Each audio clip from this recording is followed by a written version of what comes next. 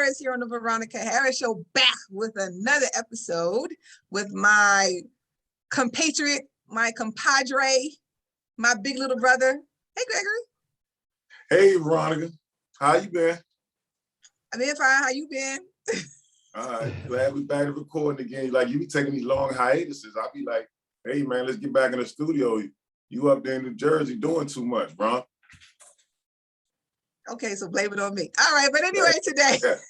For those who don't know, she's coaching and chronicling track. She's putting a documentary together. She's doing Her Take TV. She's doing podcasts. She's doing everything up there, y'all. Plus, I do teach. I do have a full-time job, and I also have a part-time job. Don't neglect your viewers here on the Veronica Harris Show. Gregory, you said we only had 2 fans. 3. Somebody from Australia said yesterday like this. Nah, when I was at the game watching Eric play, somebody stopped me in the crowd, was like, hey man, you that guy on that show. I was like, oh yeah, 4 fans now.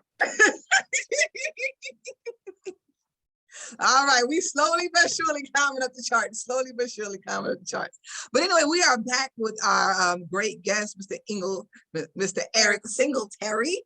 Mr. Eric Singletary is the head coach of Sidwell Friends, the championship-winning Sidwell Friends. Welcome back. Glad to have you. Forgot to mention Coach of the Year. 2022 Coach of the Year.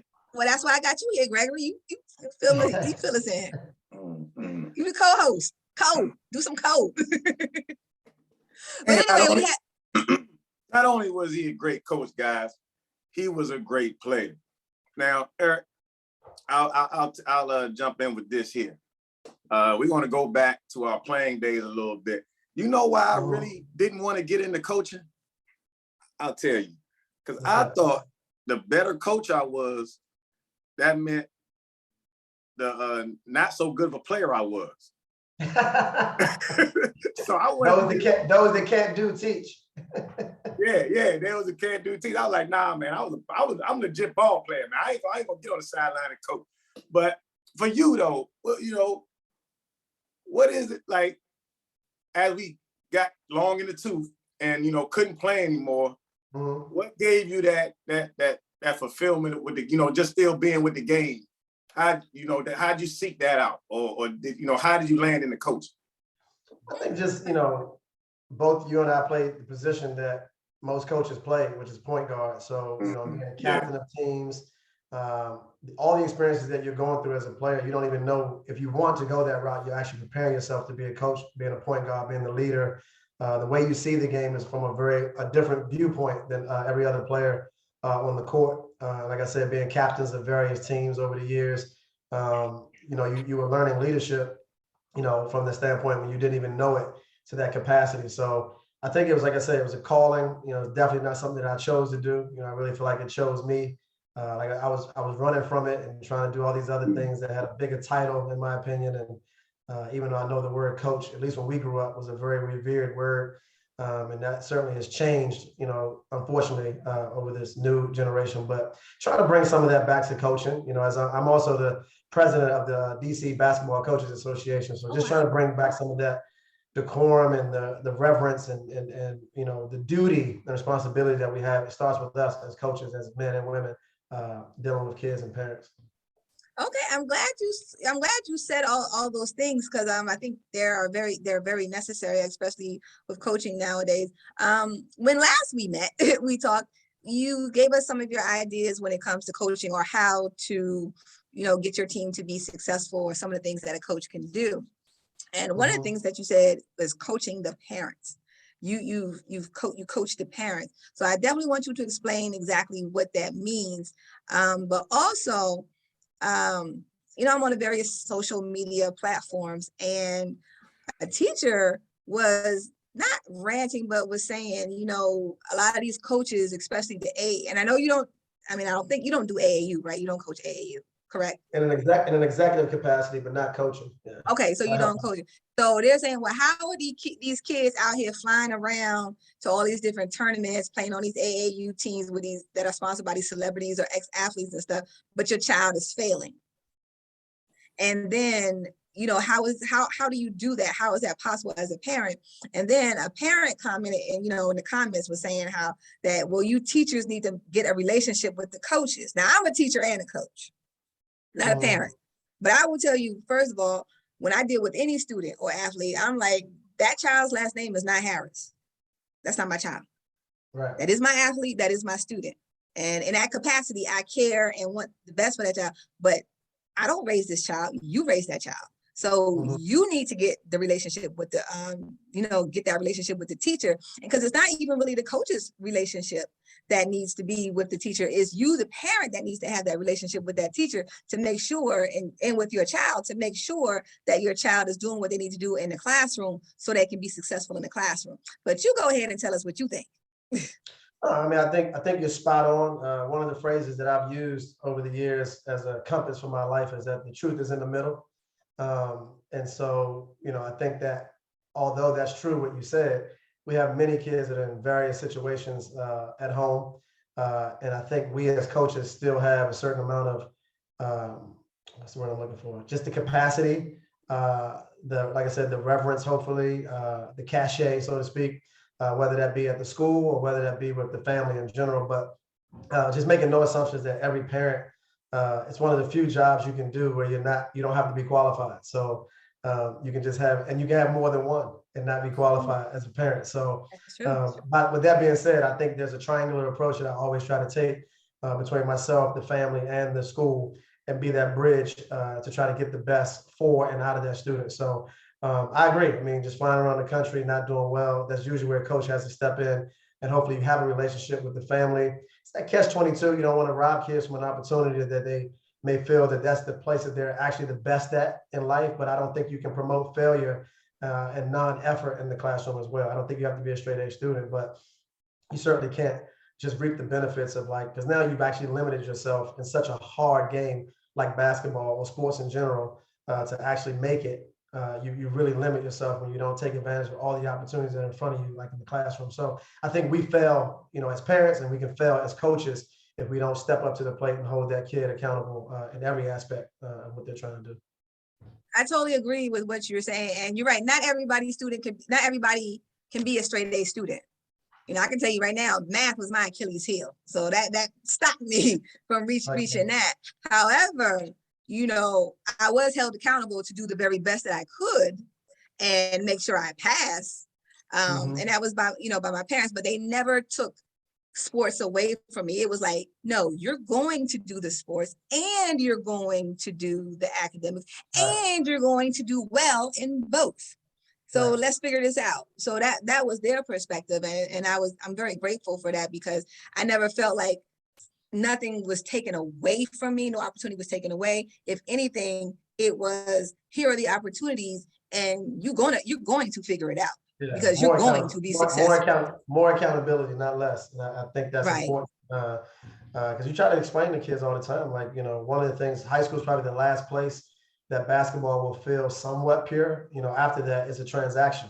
And I think often too many kids and families don't know that scholarship is free to the family, but not to the kid. That team is going to get that pound of flesh out of you at some point, and you have to give something back. It's not free.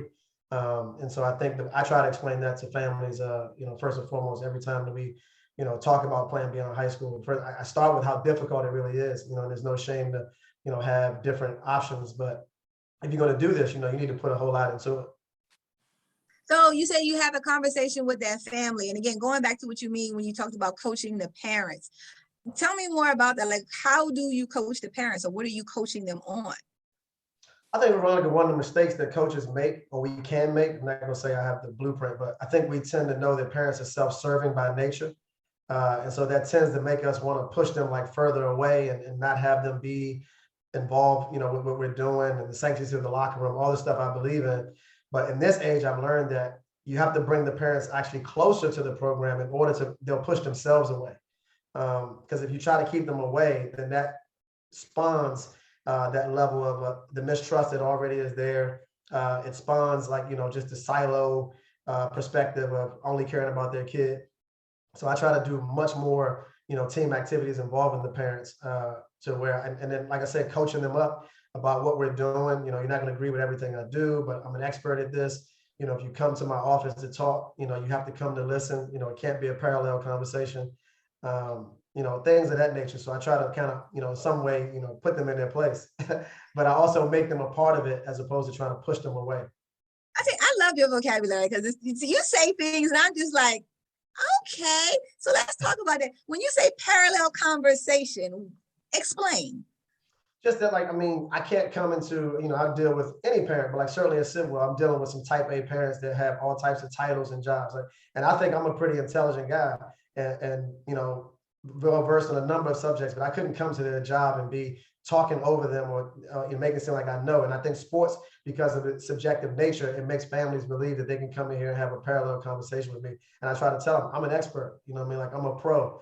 And what I'm talking about. So you can tell me about your kid because you know more about them than I'll ever know. And I'm willing to listen to that. But if it's going to be about basketball, you gotta come in here to learn. Oh, wow. Okay. Gregory, are you taking notes? Are you taking notes? Are you taking notes, Gregory? He is teaching a master class. He is teaching a class here. And I'm glad he said that because, you know, I just got back into coaching on the youth level, took some years off. And I wanted to do just that. I wanted to bring the parents in, get them more engaged, get them more involved. And my assistants thought it was a bad idea. They was like, nah, because of what the other part you mentioned about how the parents come in and we know they're about their kid and I'm the expert. So my sisters was warning me like, no, Greg, you're the expert. Don't be asking the parents nothing. You know what to do. Don't be trying to bring them in. But I thought that would be a better way to get them, you know, kind of get their kid on the right page and on the right level. Kind of like a teacher tries to do with a student. Like you have these parent-teacher conferences quarterly. Like I wanted to give the parents an update, you know, every 2 weeks, like about how their kid is doing. I think so, it's important. It's important. It's important, Greg. Like it's like the art of diplomacy is allowing somebody else to get your way. You know what I mean? So at the end of the day, as long as they feel like, you know, they were heard, we have to be willing to have some uncomfortable conversations with them. But always leading the conversation, but leading with, you know, empathy and understanding that, you know, not only is their kid insecure, they may be insecure, you know what I mean, about the future and stuff like that. So I always lead with that. But like at the end of the day, like you said, that buy-in and that trust is like, you know, paramount to the success of a program because we can't do this without the parents, right? So why would I push them away? I know I've said, Gregory, I know you always get mad at me because I keep repeating myself, but Gregory, he is teaching a class. He is seriously. I mean, this, like, he needs to come in and do professional development for my school. I mean, this is just great. Like, how to deal with parents, 101. Like, this is awesome. Okay, so let's keep it rolling. Let's get back into it. So have you ever had, because I'm hearing what you're saying about how you get the parents involved, what you want to do, parallel conversations, you being an expert. Have you ever had a parent that's doing too much? And if so, what did you do with that parent? Oh, certainly. Like we've all had that, you know, especially, you know, it doesn't have to be a former player. It can be, you know, you have all types of situations. I haven't had many. I've been fortunate. I think some of that is due to the nature of Sidwell and maybe the expectation not being the same. But then also when I have had that situation, I've just met it head on. And like I said, with love and empathy, with the promotion of their kid. I'll tell you a funny story. Like I remember a parent said, well, coach, I think you're great. I just think you have favorites. And I said, I do. I said the ones that help us win games and dive on the floor for loose balls and take charges. Those are my favorite players. They just don't have any names. Like, so your son can be one too. So I just think being prepared to like counteract their anxiety, because that's all it is, right? It's ego, it's angst, it's anxiety, it's insecurity, it's all those things. And I'm willing to actually use those words with parents, because at the end of the day, you know, this line is around the corner for people to come and sit with us. So I'm actually not trying to keep them here. So I'm able to tell them the truth. Oh my God, did you minor in psychology? Was that your minor? Because you, I would pay you what, $150 an hour because therapy. Whatever. All right. No, that's awesome. Gregory, did you have something you wanted to jump in with? Yeah. So, and you know, I have a daughter that plays, and I'm always trying to make sure. I'm always trying to make sure, like, I'm not seeing my daughter through just my lenses. Like, I'm always asking, hey, do you think my daughter, you know, what other people think about, you know, how my daughter played? So I guess, every parent feels like their kids a little better than they are. So with uncomfortable, do you have those? How many times, Veronica, you too as well, had to have those uncomfortable conversations with parents, and you're trying to articulate, I guess, as gently as you can, hey, your kid sucks, or your kid's not that good, or have y'all encountered that? Have y'all encountered that stuff? Of course. I think one of the tools that we've used lately, people tend to be different kind of learners. So Huddle has been great to be able to have empirical evidence like right there just to show where their kid may be struggling at. And I never say, they're not good. It's areas of growth and areas of improvement. But at the end of the day, they can't be circumspect in a way of saying, your hopes and your desires, I have them as well. That's what I try to share with them. Like, I want your kid to be great. I get nothing out of your kid not being as good as that you want them to be. And so when I lead with that, I think it's easy to tell them where they actually really are and why they're struggling. You hear it all the time. You ask a kid, what's your skill set? And they'll tell you all these things. I can do this, I can do that. And I would say, well, if you can't do it in a game, then that's not your skill set. A lot of people think their skill set is what they can produce in a workout. And I just try to tell them then I also try to tell them how tough the game is. There's so many elements that makes the game really difficult. And usually it's wrapped around your confidence. I tell a family all the time, you want your kid to be great at basketball, and tell me something that they do consistently every day. Do they even make their bed up?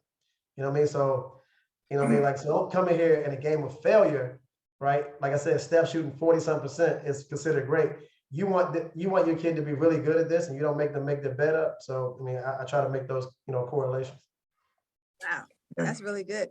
You did ask me, Greggy, not so much with coach. I haven't did more hands-on coaching in a minute now, but as far as teaching, I always let my students know from the jump. I said, it does me no good to fail you. It does me no good. I said, first of all, there's paperwork involved, and I don't want to do this. I need to be real honest. But secondly, what do I get out of it? Nothing. I said, and it definitely doesn't make me look good, and I know it doesn't make you look good. So why? And I'm not trying to not make you look good. I said, but also, I cannot care more about your grade than you do, because it is your grade. It's not my grade. So I need you to care more, but at least just as much as I do. And so when I do talk to parents, the great thing about, the Genesis and everything that, things that are online, you can see, here are my assignments. Your son or daughter did 2 out of 10. There's not too much more I can. There's not too much more I can say after that. If your child will not do the work, and then I explain, all the things that I do to help them to do the work, and all the whatever accommodations or support systems I give to them. But it's right here. Let's look at these numbers right here. So that's really what it is. Uncomfortable conversations, scenario number 2. Okay. And I wrestle with this, never really jumped off the ledge with it, but I wrestle with it. I walk up on the ledge and I look back on. Okay, so here it is. Eric said how tough the game of basketball is. And we got to college and played overseas, and Bronco always reminds me, to play at the college level, you was only 3% of the population. It's a very tough game. So if someone was trying to go into, the streets, they would say, hey man, stay out them streets. It ain't but 2 ways of going in. You dead or in jail. I feel like some kids hey man, stay off that basketball court. They're going to eat you up alive, and you're going to get chewed up and spit out. I've seen some kids and I've seen them working, and I can say as a coach, I'm like, you can't bust dreams now, but I'm looking at somebody needs to tell them, stay out them streets, find something else to do. Does that cross y'all minds as coaches sometimes? Yeah, but I also think there is something that they can do. If someone really loves basketball, but you just see they can't walk and chew gum at the same time, then that's when you sit down and talk to them. You're like, well, what do you like about this game? Why do you like it so much? And then let them tell you what they like about it. And then let's say, you know what? Perhaps you know, your greatest strength isn't what you can do on the court. Maybe it's what you can do behind the scenes, especially for a Mhm. team. You know, are you very good at stats? Are you very detailed? Are you meticulous and organized? Okay, well, yeah, that's a skill that you can use in sports, you know, the analytics, you know, just being in charge of, you know, personnel development or things of basketball operations. You know, there's Mhm. so many different things that a person can do within the world of sports that is not necessarily on the field, the pitch, the court, the And ice, they but say they they do say they something. love it, but like Eric said, well, tell me something you do every day revolving the game. Yeah, I mean, Veronica's right. I think that, but I also think that what happens is there's not enough exposure to all the different avenues that could be involved in the sport. And in this society, maybe the world, but certainly in America, we have like a celebrity issue, right? We have an ego problem. And so, that carrot is never dangled, closer to the surface than it, when you and I were growing up, Greg, like being a pro was like a real dream. And like now these kids actually think they can do it because their peers, like remember, we didn't even know pro, like we might have seen them at the Urban Coalition, but like now they actually play with the pro. Like AAU was not accessible if you weren't good enough. And so I think it's Yeah. an old expression that familiarity breeds contempt, right? And so I think there's so many more kids actually think they can do it. And they've been told so often not to let nobody tell you what you can't do. So there's some power to that. But I think at the end of the day, it's the ego grab. I always say if you're chasing your ego, you'll never catch it. And so many of us want like the celebrity that comes with basketball. We don't really want the scrutiny. I always tell people that want to be the best player. I'm like, do you really want that? Do you want the bad side of it too? And like most people just want the good side of stuff that they see. It's like usually somewhere where they're more bankrupt, inside, they want to fulfill that with the celebrity and stardom of playing basketball. Really, to a lot of people, we need to ask ourselves, are we about that life? You know, are we about the working, getting into the gym when there's nobody there, Mhm. you know, working on our shot? Are we after the game doing workouts? Are we studying video after we've done our homework? Like, what is it that we've done, or what is it that we're doing to help improve what we can do on the court, on the pitch, on the ice, whatever? What are we doing? And if we're not, then we got to be honest with ourselves. And I think sometimes as a coach, your biggest job could be to get somebody to self-reflect. Mhm. Yeah, I think it's very important. Like I think at the end of the year when you do your exit interviews, that's the time to actually do that to some degree. But yeah, I mean, honestly, Ron, I always say that the game is so difficult that my job is actually to make sure that the kids don't underachieve. Right? That's it. The other stuff, the overachieving or being special, that's a conversation between that kid and God. It's such a genetic lottery aspect to this game to begin with, right? It starts right there. And then after that, right, who's going to sacrifice and do all it takes to beat out all these players in the world now, not just the USA? Yeah. Who's going to self-deny? Like who's going to not, want the social life to be a big part of their pie chart? What I mean? Like it's a lot of pain and loneliness and darkness to get to that top. And not everybody wants to do that, right? So we usually covet what other people have, and it's only because we don't know what they did to get it. And that's why we wonder why these famous people are so messed up inside. It's like there is, Right. but no, getting to the top is hard, but staying up there, that's where it gets really hard. And you're right, there's a selfishness that comes along with it.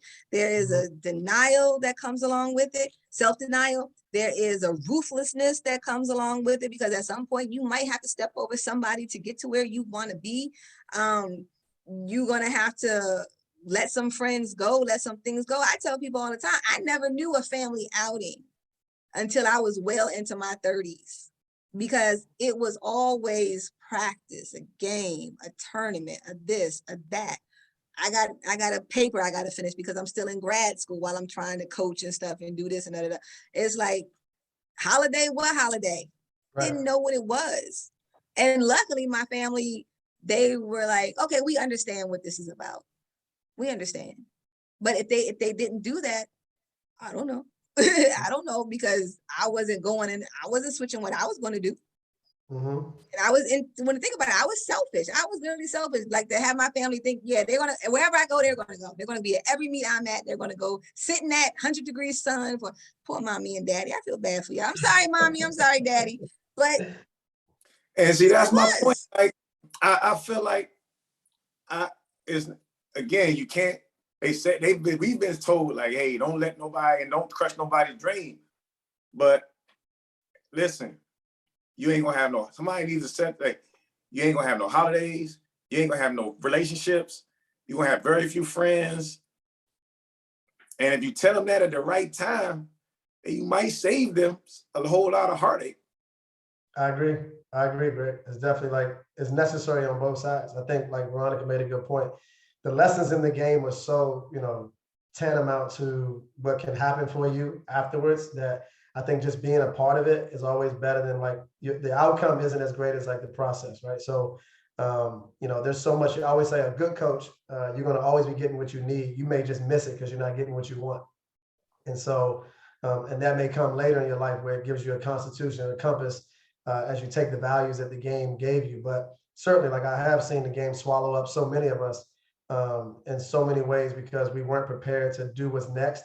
And we weren't prepared to like just handle, when nobody was clapping anymore. You know what I mean? Like, because we didn't really know who we were. And we didn't take the time to develop ourselves beyond the celebrity of like, playing and, all the stuff that meant so much to us in the moment. Like we were probably in better position to be uber successful because we'd never be closer to the president of the school. We'd never be closer to the AD and the boosters and everything. And we didn't take advantage of it because most of us only see ourselves as the athlete. Yep. That's what happened. Wow. I mean, I just dropping gems, nuggets here. I'm just, wow. I lived it. Yeah. Yeah, I mean, you lived it, I lived it, but even just hearing you say it, you've just given me such a new perspective on what I actually lived and what I have to deal with when I, things that now when I talk to my athletes and even my students, what I would, want to tell them so that they can know. And, sometimes it's not Gregory, it's not busting dreams, it's let me tell you about this life. Let me listen here, young person, let me tell you about this. And we can do it because we've been blessed to come out on the other side and be old enough to pass this on. Yeah. Because if we weren't old enough, if we didn't come out on the other side, we couldn't do that. So there's a lot to. That's why coaching is so rewarding, so filling. But that's right, Gregory. Unfortunately, we have come to like. Don't you say it. Gregory, I gotta say it. What? Why you say that? You said you say what? You said like you knew. Then you like, well, what? It's about that time. It's so we got to say goodbye. And like, I'm so glad we had this time together. Oh my God. Hey, that went fast, man. That went fast. It did. Good conversation goes fast. But anyway, we want to thank Mr. Singletary for just dropping his knowledge and these gems and. Woo, child. I hope, I'm glad this is going to be recorded and people can see this later because you don't want to come back to this, Gregory. You don't want to come back to this. Yeah. Hey, now we reconnected, man. Now I think he'll answer my calls now, so I'm going to be hitting him up more. In the off season. Hey, Eric, right quick, man. What's your off season like, man? I got you, G. I got you, man. No, I'm saying like once the season over and, you just doing you on an executive level, what you normally do with your off seasons? I try to make good use of it and reflect on the season before. And I haven't taken a vacation in 6 years, so I plan to do one now. And as I'm in therapy, just to I create more boundaries and continue to love what I do, but also make some space for myself, and hopefully that'll make me an even better coach. But normally I just take a little bit of time off, and then we'll get back in the gym and address kids' weaknesses, and we just stay with the formula. But I give a lot of time off though. Like I do believe in time off. Like I think that old notion of no days off, I think people mistook what that really meant.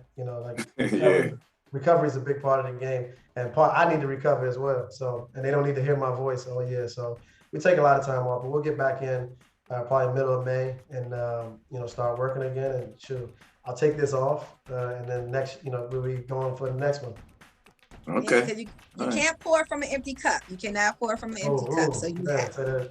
Yeah, so you have to be able to, recharge and fill your cup up again. But thank you again so much. Oh my God, this was so good. I did enjoy it. Gregory, you did good. You did good, big little brother. You did good. I love you. All right. And thank you all for watching the Veronica Harris Show. And you know what? We'll catch you next time. Maybe Gregory will have another guest for us. So, Gregory, what do we say when we leave? Throw them the deuces. Deuces.